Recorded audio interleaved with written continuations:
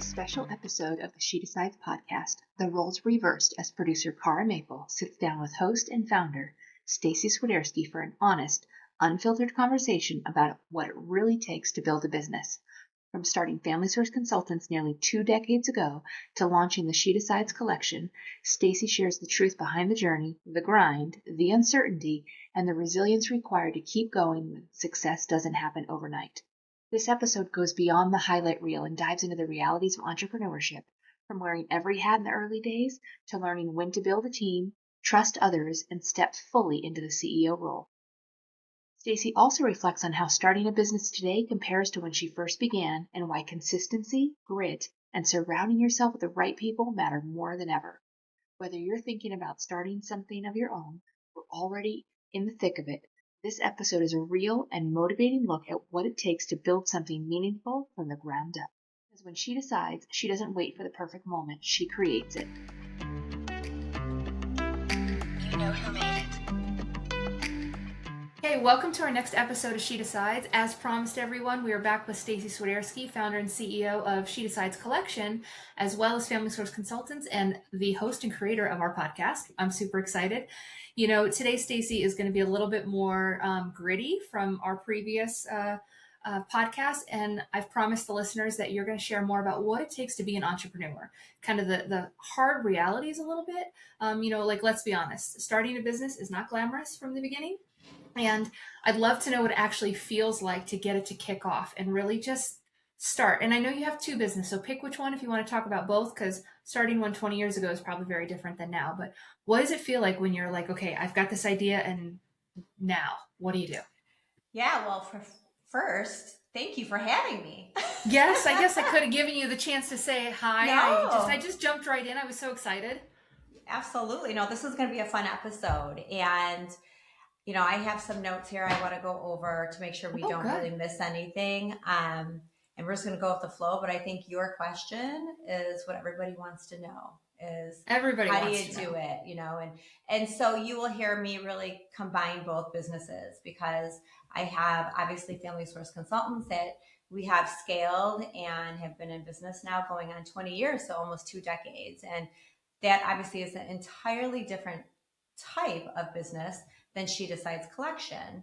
And it's just been really fun and interesting to see the both, how you really manage them. And, you have a product versus, more a customer service based facilitation type of business. So I think at the end of the day, though, no matter what business that somebody is going to start or think about it does not happen overnight.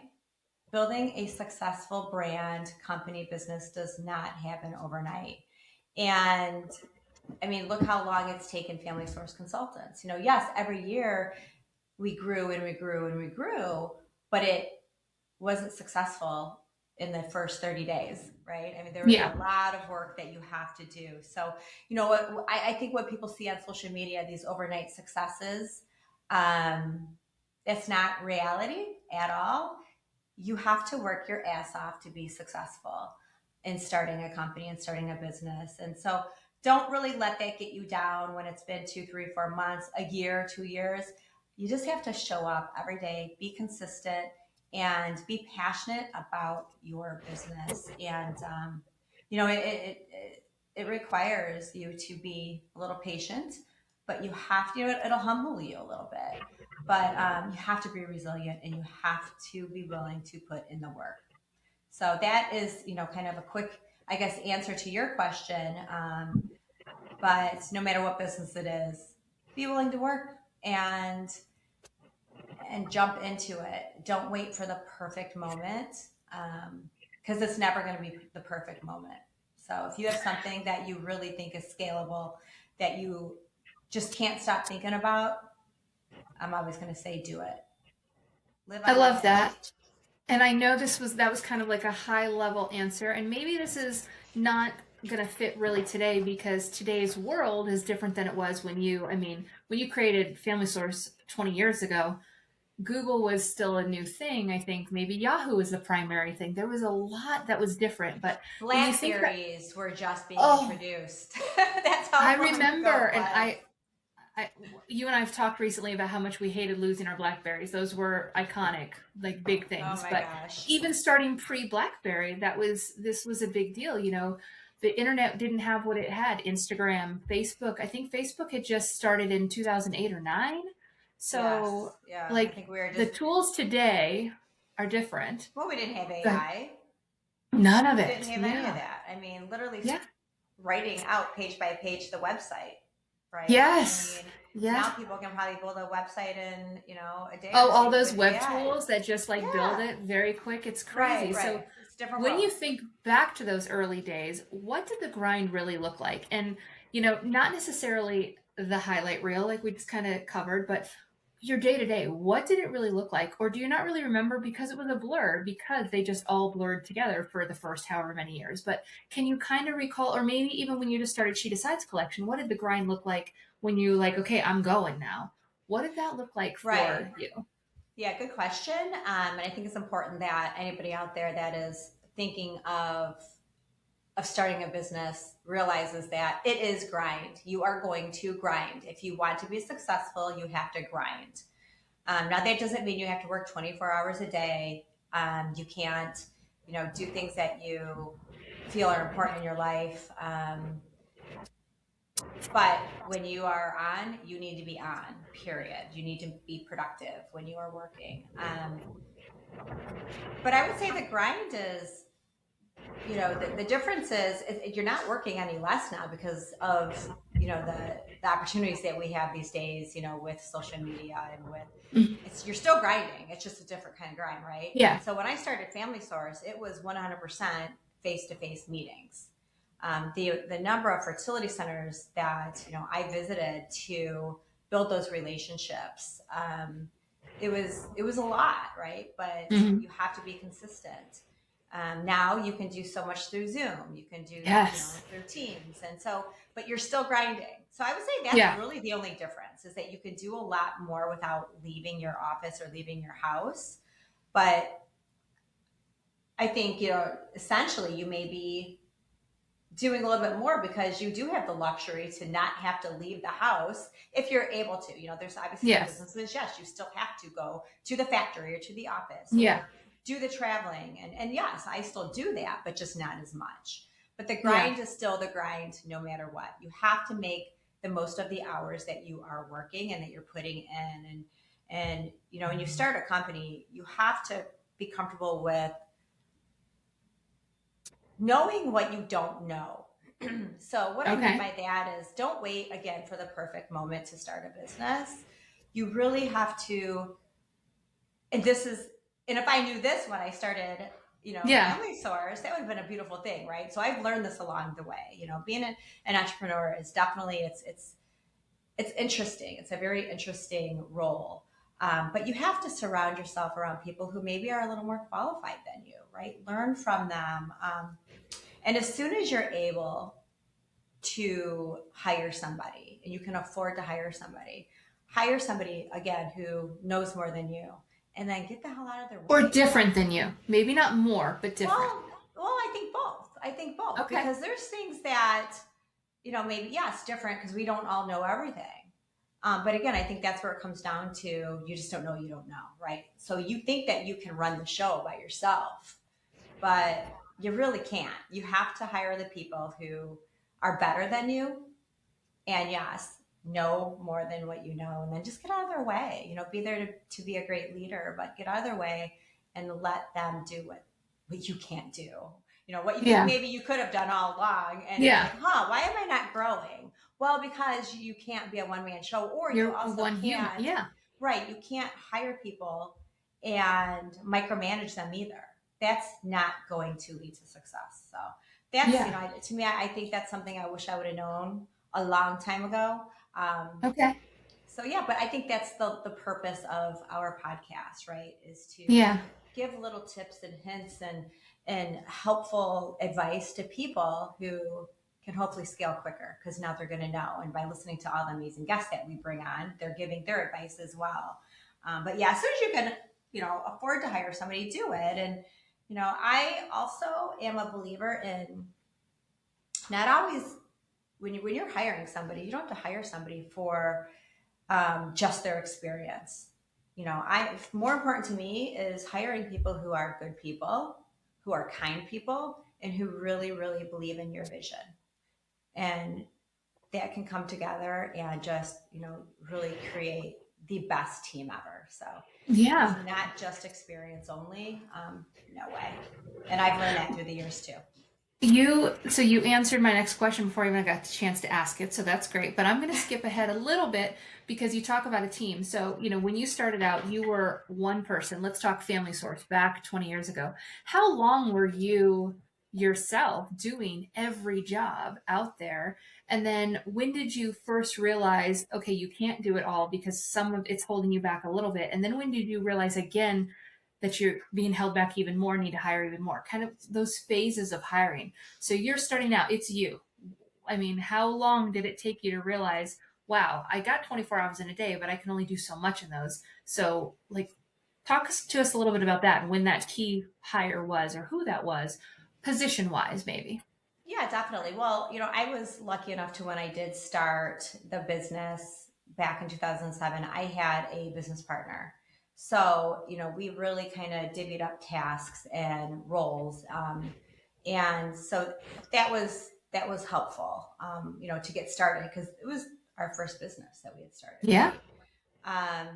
And then along the way, we just grew and grew and grew, and she was phased out and did her own thing, and I carried on the legacy of Family Source, but I realistically knew it was time to hire somebody when, it was something very obvious, like a language barrier. We work with, Okay. Yeah. International. Who are international. So first thing I did was bring on somebody who could speak their language, right? And know their culture. So that was something that was just evident, right? You had to do that. Yeah. And then the next step was definitely something that I just wasn't the best at, and was accounting, like a bookkeeper. Okay. If you don't know your numbers, you're kind of in trouble, right? So yeah. So you just get to know again where your strengths are, where your weaknesses are. And I know my strengths still to this day is vision. I know I always have a great vision, right? And I love to work. So I put that together and, it has worked out well for me. But it never stops. Your vision never stops. If that's something that you feel is really your strong suit, is your vision or whatever it may be. Yeah. You never stop learning. And that's just something that I really advocate for. Okay, so you had your business partner to start, you split out duties, you hired the international speaking.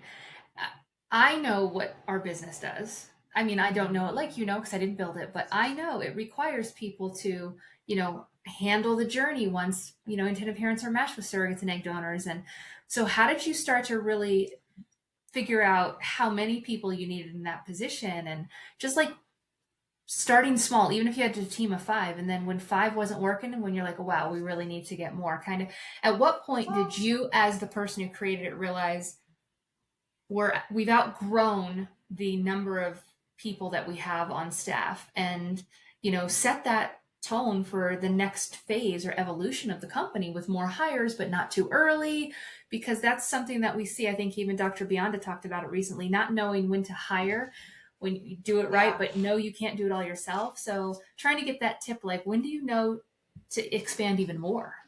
Well, obviously you have to look at the numbers, right? You have to make sure that your net profit is, that you are ensuring that your numbers are right so you can afford to hire, right?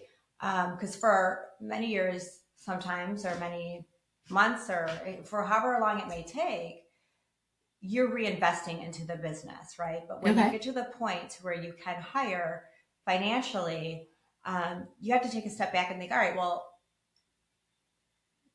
think of it from a customer's or a client's perspective, right? Are they getting the care and the quality that they deserve? And if I'm just running ragged as, one person, it's clearly time to hire somebody. Got it. To take that load off, right? Especially, as the founder or CEO, you really need to be focused on scaling and that vision and bringing people in that believe in your vision. That's crucial. But at the end of the day, your business, it's not just how pretty your website is, right? Yes, does it have to be functional? Absolutely, it has to be functional. But it's really, how do you make the people feel that are hiring you?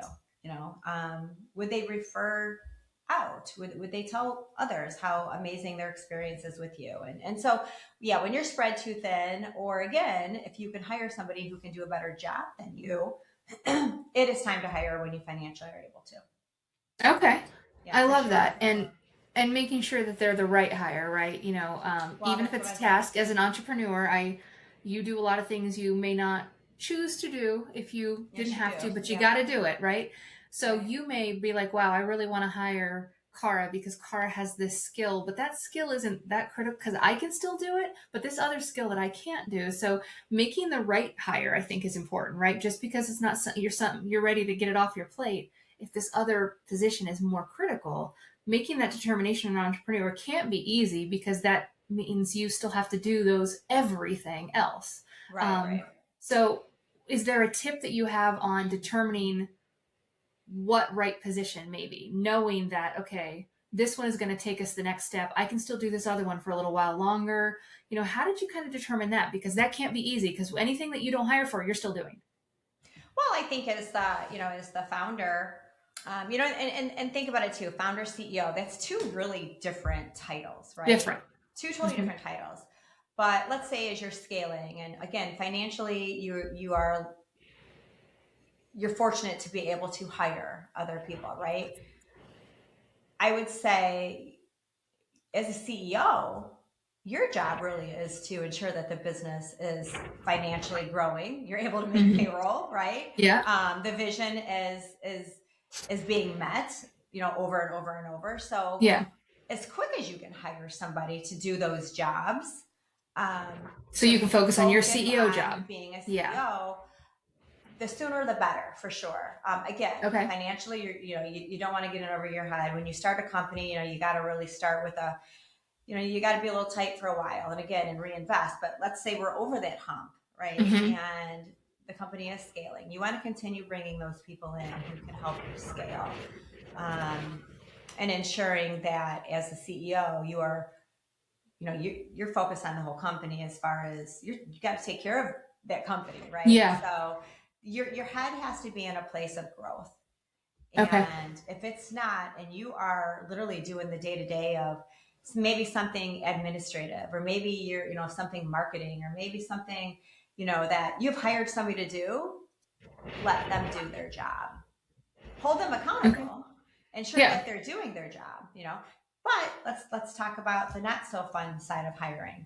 Let's say you hire somebody, because that's a whole nother job in itself, being a good finding HR the right hiring people. person, right? But let's say, you thought you've brought somebody on, and, on their resume, or, their interview, or even references, of course, who's going to not give a good reference to somebody who's going to give them a good reference, right? Yep. So, but let's say you put the time into hiring somebody and it's just not panning out. I will say, first and foremost, you just got to fire fast. You have to. Free them up to go do something that they can really be awesome at, and you can bring on somebody who can help you scale to the next level. So different businesses hire for different reasons, different jobs. But I just know from my experience, with what we do here at Family Source Consultants, it is so important that we are always, always, always looking through the lens and the scope of our clients, our customers, our candidates, all of that. And in order to do that, we need to have a great team and people who really believe in the vision.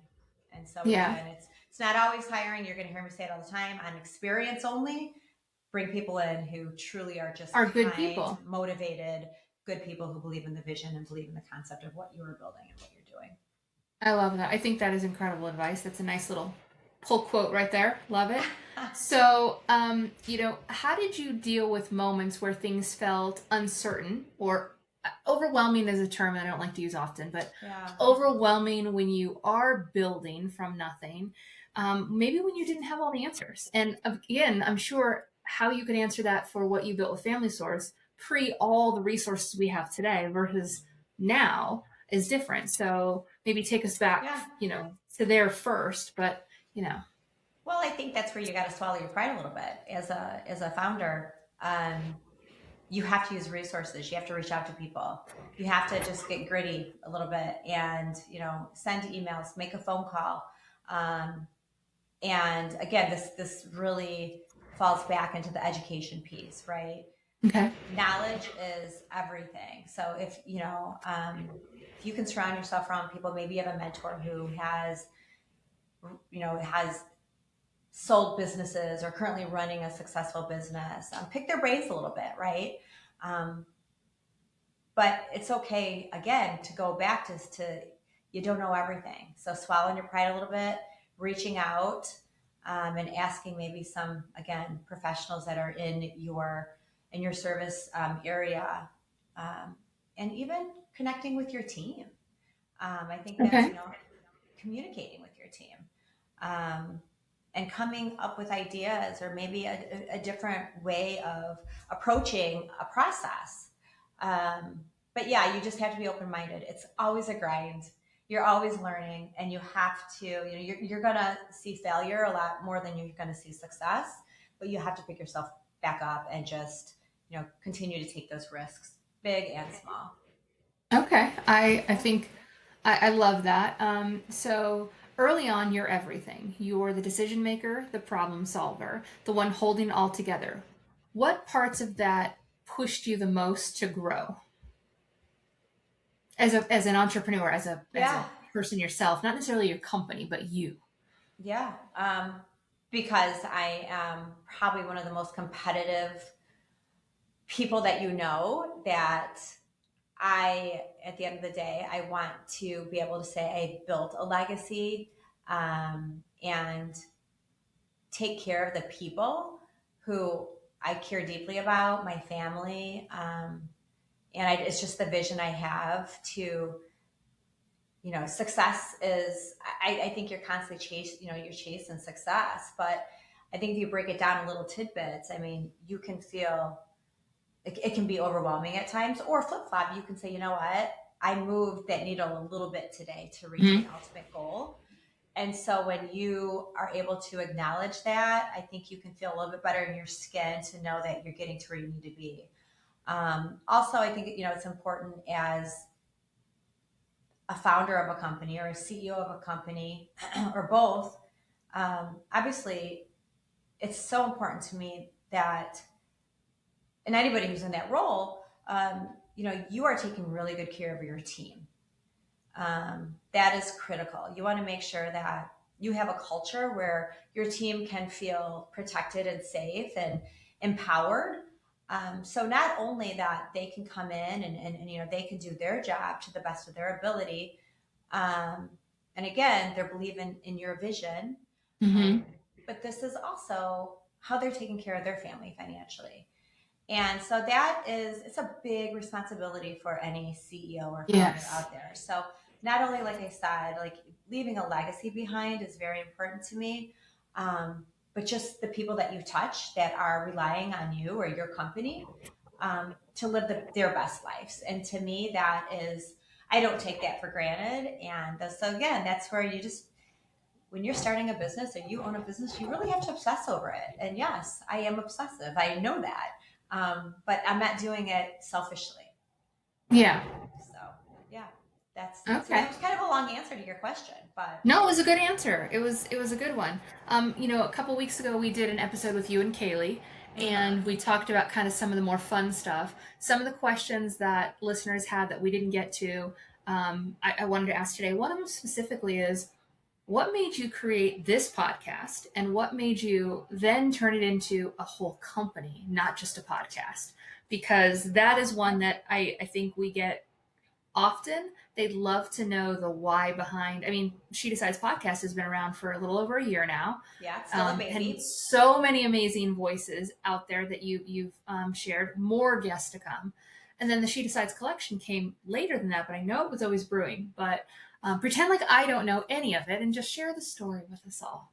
Yeah, absolutely. So, obviously, I've been in a lot of rooms with many, many professionals and amazing business geniuses through the years since starting Family Source Consultants.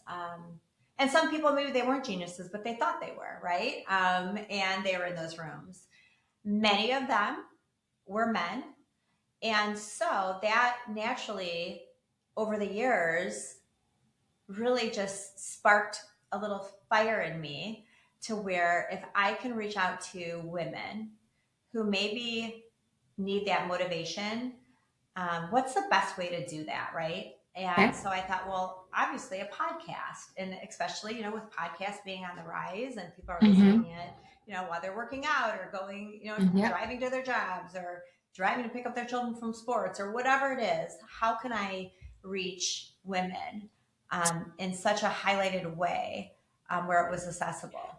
And that's where She Decides the podcast, stem from. And my goal, obviously, as we're doing today, is bringing on women who have faced, challenges in their career or in their life, and sharing their story. And, and these are real women who have faced, these challenges. These aren't, women who, maybe they have a little touch of fame or, the financials was never really an issue, or, these are women who maybe they're single mothers. Maybe they're women who are leaving a toxic relationship, or women who have been stay-at-home moms that now want to start their own company, or maybe they're not mothers and they're just women who are they have that bug of entrepreneurship, right? So that was my goal, and it is my goal, to be able to touch any listener out there with some motivation to where we can help cut the chase to them being successful, or at least listening to their dreams and their vision to be successful. That was the goal. And I think we've done a really amazing job at that. So, so fast forward to She Decides collection, the jewelry brand. Obviously, that's very new. We're not even 6 months in. I've always liked simple jewelry. I was always more, simple, maybe necklace or here or there. But yes, it definitely it makes you feel a little bit elevated. But I just put two and two together, to be honest with you, and I thought, my goodness, if I can start another company to where that also empowers women, and I love business, and I can kind of do a shortcut of what I've learned from business over the past two decades to start a product-based company, I'm going to do that. And it's been amazing. And there's a lot of growth to come. And I'm really looking forward to that. But all in all, we are now able to combine, She Decides into this platform that not only makes women feel wonderful with their jewelry, but they're empowered by the message behind it. And that is something that I feel when I launched the actual jewelry line. I mean, coming up even with the taglines, I mean, it everything, yes. Step back, and I'm thinking, oh my goodness, like, not only is this fun, but man, it's so meaningful. And so that really, and here we are today, right? So just being surrounded by so many women throughout the years in business. And then also think about it. All the women, whether they've been infertile women who needed help building their family, or the flip side of that, women who are willing to step up and help another woman build their family through, being a surrogate or being an egg donor. I mean, I don't take that lightly either. And so, I mean, without the power of women, I mean, how amazing is this world? And there's just so much that women can offer. And we really need to come together as one and support one another and lift each other up rather than so much competitiveness in a negative way, right? I'm very competitive, but I want us all to win, right? Not with each other, though. You're competitive against brands and companies, but not Well, of course, other women. You're so no. supportive of other women. Yeah. Right. I'm competitive. I mean, I even want the same brands to do well, especially when they're women owned. You learn from each other. There's enough to go around, right? There's enough Yes, to go that's the around. thing key. Yes. Even other surrogacy agencies. And there's so many lovely agencies out there. And I know the grind that it takes to run an agency and to work at an agency. It's hard, it's difficult, it's tough. You're dealing with emotions, and it's not always easy. And sometimes you're not always the decision maker because you have to align with the other experts, right? Attorneys, fertility centers, psychologists, and you have escrow. You have so much that goes into it. It's a tough business to be in, and the majority of them are women that are working and running and in the agencies. So it's tough. So yes, while I'm competitive, I also want to see those agencies do really well because they are helping families grow, and they're a big, they're obviously a large sense of support to the surrogates and the donors and the intended parents. But yeah, I think just in the world, I'm a very competitive person. I was very competitive in sports. But I am very soft when it comes to other people's feelings and supporting one another. I was always the one that was rooting for the underdog as well. So yeah. I love that. And, I think that is great that the listeners finally get that answer. Another aspect of it is, we talk about supporting women and giving women a platform. And I come from a world where it was primarily a male dominated industry. And, you had to earn your voice at the table. And I don't remember the people who maybe shut me down, but I remember the man next to me who supported me and helped elevate my voice. And that's something that you do very well. I think you've mentioned it quite a few times in podcasts, and I'm pretty sure we've got a blog coming out on it soon from you, but talking about how important it is to elevate women and support each other, but knowing that, this isn't about bashing men in any way, because we do have their support as well. I mean, you even have She Decides men's line, which is wonderful for the men in our lives. So one of the listeners' questions is, how do you balance being a powerful woman with having the support of a man, and really just remembering to uplift them as well, but not lose your own voice? Yeah, I'm really glad that you brought that up, because obviously with the title She Decides and She Decides Collection, and then you have the podcast, it is not a male hater vision at all. No, not at all. But the truth is the truth. Men in business have pretty much dominated, right, in the world. Women, we're slowly creeping up there, but we have a ways to go. So that is just, it is what it is. But definitely men, some of my best mentors are men. My biggest supporter, my husband, obviously he's a man. And this is not a competitiveness against man versus women at all. Yeah. Like I said, it's more about women supporting women rather than being catty and mean.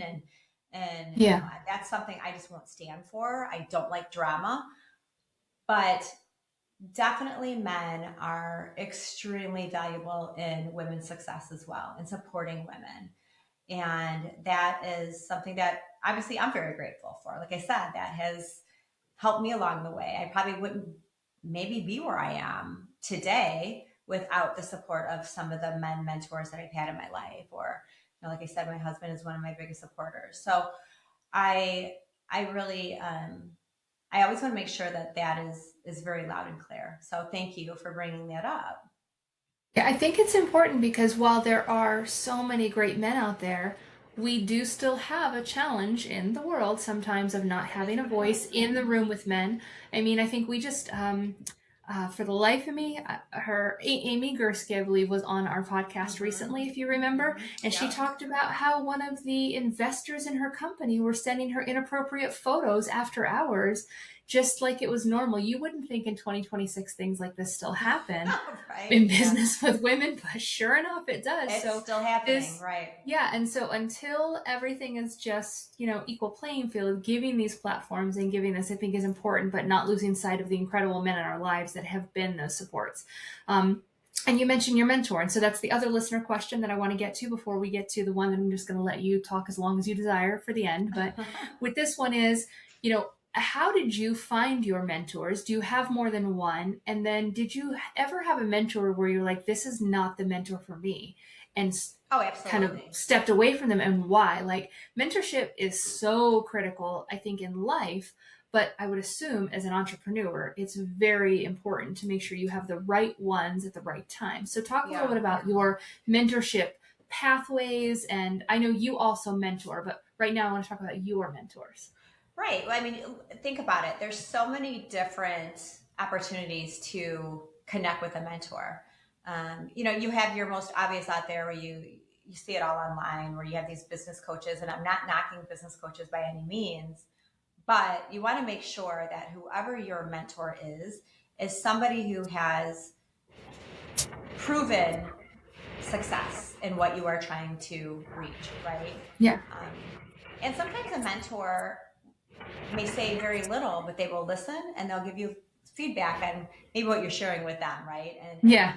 So you can find a mentor in so many different ways, right? So it doesn't even have to be expensive. It doesn't have to cost anything. Yeah. In fact, two of my favorite mentors, probably one of them probably doesn't even know that he's a mentor, right?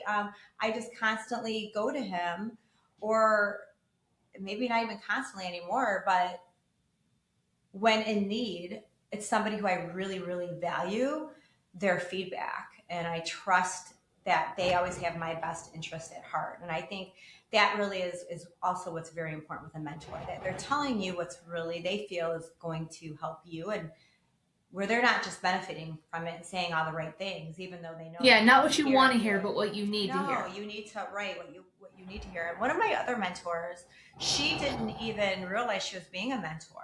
She was. So that is somebody to this day who I value immensely with the feedback that she has given me. And I have to remind myself when I'm maybe going off a rail this way, I have to dial it back in to where when I listened to that advice is when I saw the most growth within myself personally and the company. So yeah, mentorship is, it's a probably an overused word, if you will. Yeah. But I think you can find a mentorship anywhere. I think networking, networking is everything, and just building those good relationships wherever you're at in your career. If you're at a job that you're just like, oh God, this is kind of a dead end job, it's not getting me to where I need to be. You still, every day you show up to that job and you work, your damnedest, because you don't know who's watching you, right? You don't know. And that could be somebody that down the road is somebody could be your biggest cheerleader. It could be an investor. You just don't know. Yeah. Right. So building those relationships day to day, it's crucial. So the mentorship, it could be anybody, to be honest with you, as long as it's somebody who has your best interest at heart, and again, who you feel has really succeeded in where you want to be in life. Super important. Okay. And flip side of that too is you never know when you are being somebody's mentor. So again, be careful with your words. Yes, very important. And so the other part of the question was, have you ever had a mentor that you had in life that you realized this isn't the right mentor for me, and you had to not necessarily break a connection with them as a human, but as a mentor-mentee relationship? And kind of what told you that they're not the right, person for you? Oh my goodness, absolutely. I mean, I've been one of those people who fall into these online. It's more of a marketing company, right? Where they're like the business coaching, and then you sign a contract and you're stuck in this and you can't get out of it, and so sorry for any of those coaches that are listening right now, but that is just something that did not work for me, and I'm going to be brutally honest, right? So yeah, absolutely. If you are showing up to your meetings, your appointments with your mentor, whether it's weekly or biweekly, and you're just dreading it and you're just like, oh gosh, I just want to get through this, it's not the right mentor for you. It's not.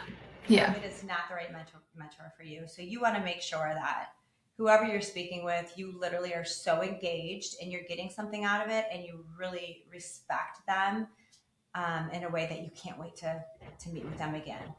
It's almost like you need it. Like you crave that. And I guess like comparing that to somebody, say, if they're a religious person or they go to church, every Sunday or whenever they worship, and say they do it once a week, and they know it's a Friday night, and they know, say they're going in on Sunday, and they're like, oh, I need it. I can't wait to get in there and just get revived again. That to me is what mentorship should feel like. I love that. I think that is incredible advice.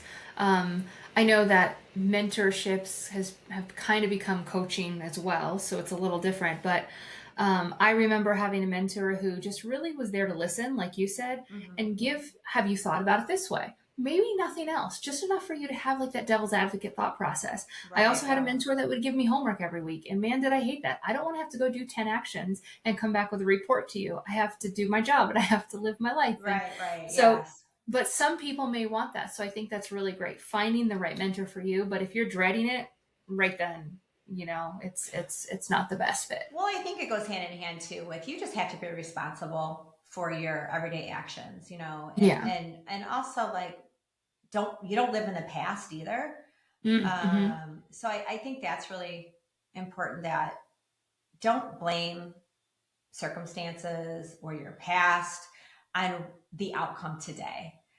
Be responsible for your actions, show up, and just remove any excuses that are not allowing you to grow, or to be the best leader, right?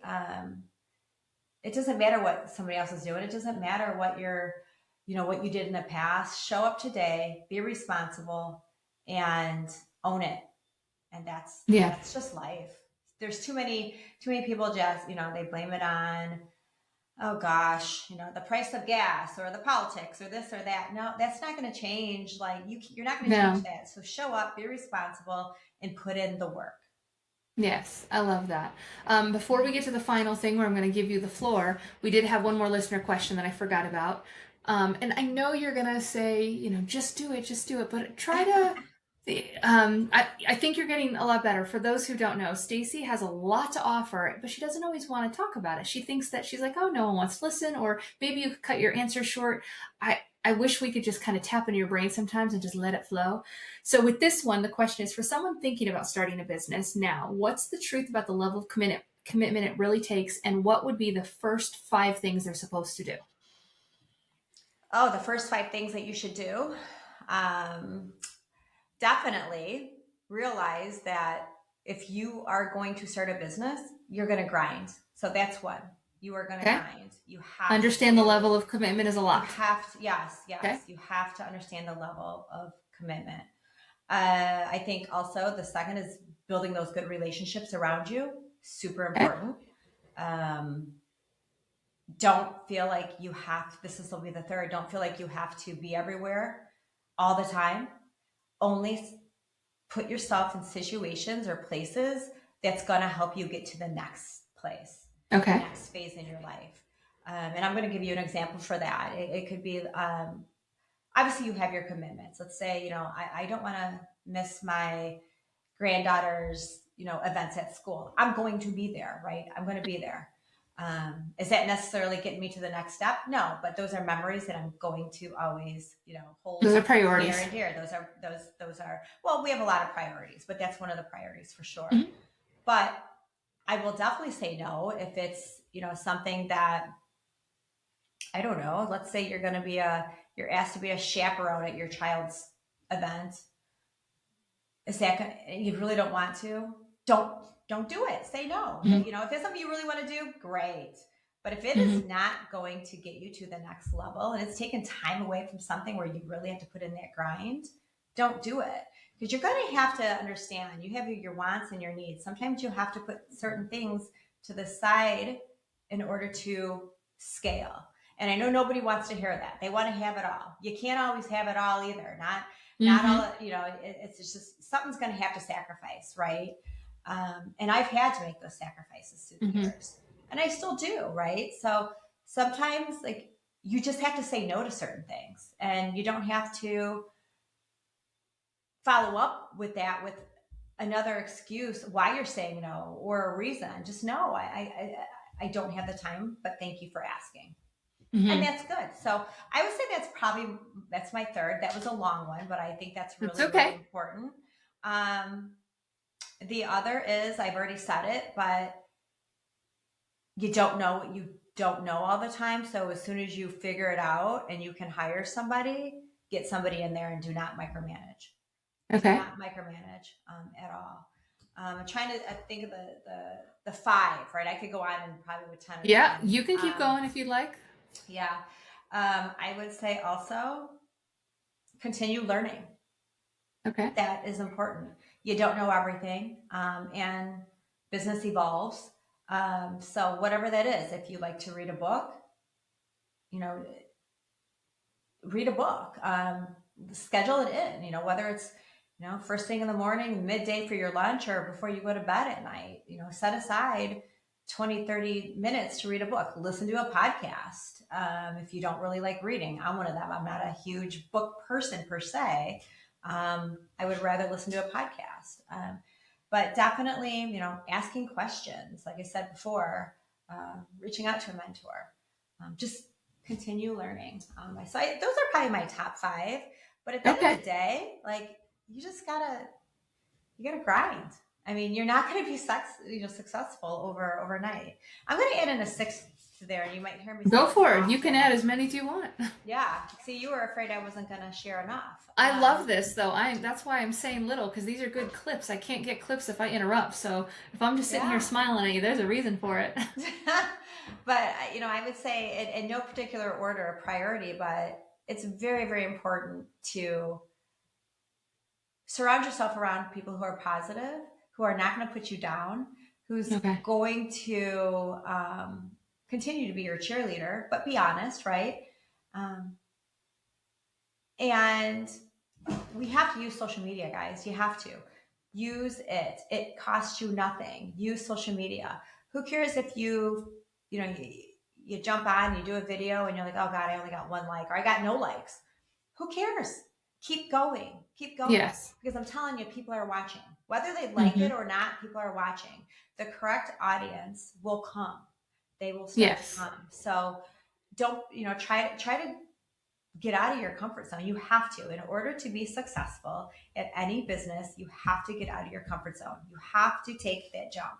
Because if you don't, you are capping yourself, and you will never, ever, if somebody has reach success without getting out of their comfort zone, I would love to hear from you, but to this day, I don't know anybody who has. You have to. I don't either. I think you've said many times, growth starts where comfort ends. So that's the name of the game. Yeah. It is what it is, and you can't get around that. So I think that's very important. Yeah, that's right. I brought my note cards, and I really didn't use them, but that's okay, because I think if you've got more to share, though, this is going to be the spot before we get to our, fun She Decides questions, our She Decides 5. Yeah, I got them here.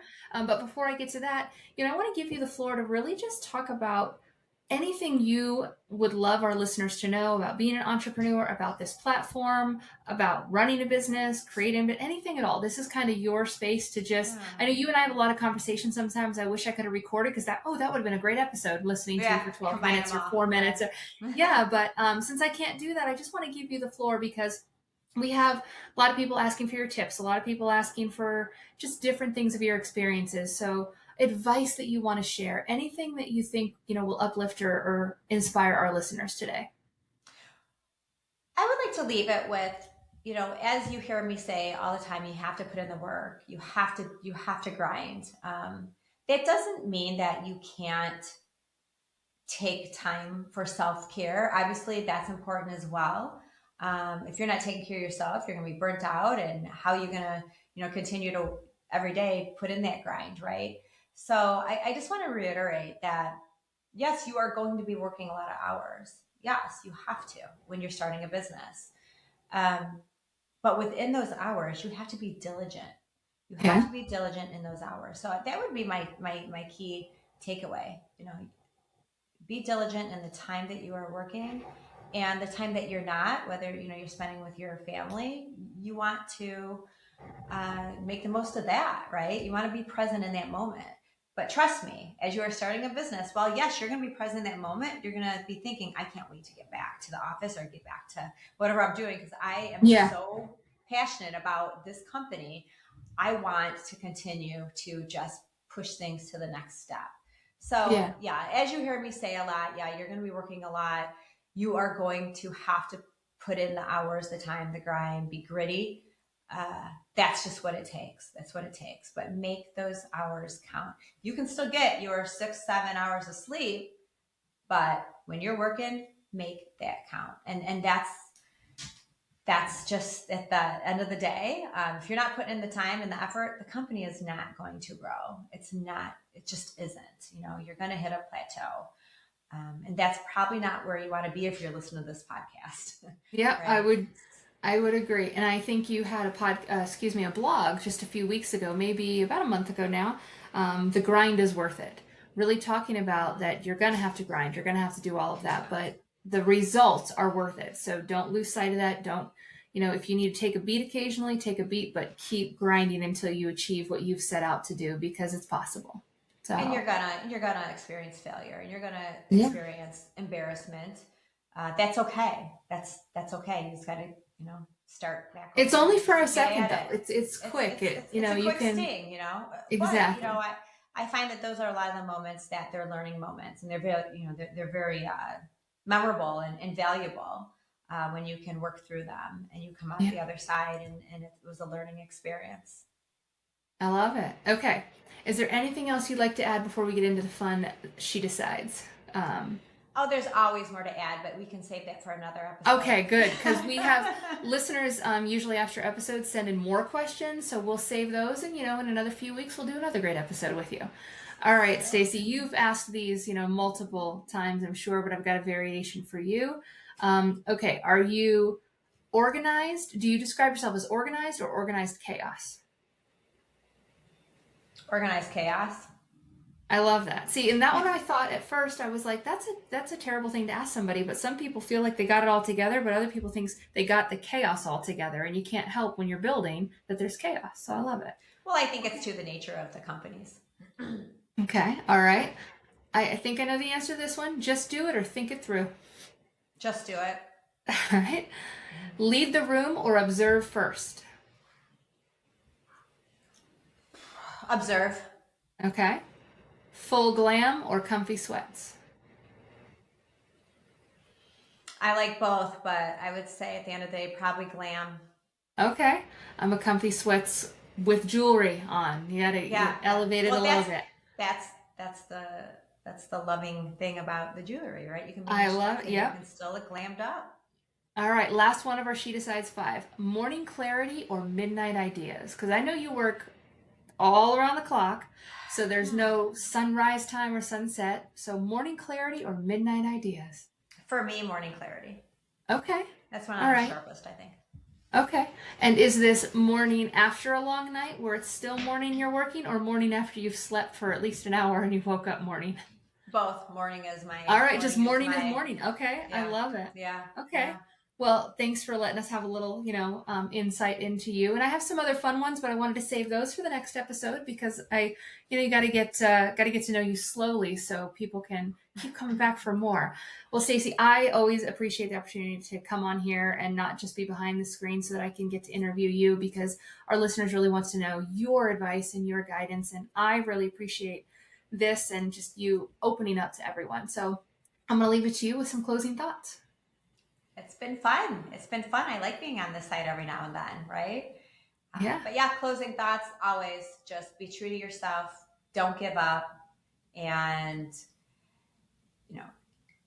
remove the roadblocks by removing excuses. Love that. That's say no. There you go. And no is a full sentence, as you've said before. Always. So, love it. Well, thank you, Staci. And until next time, have a great rest of your day.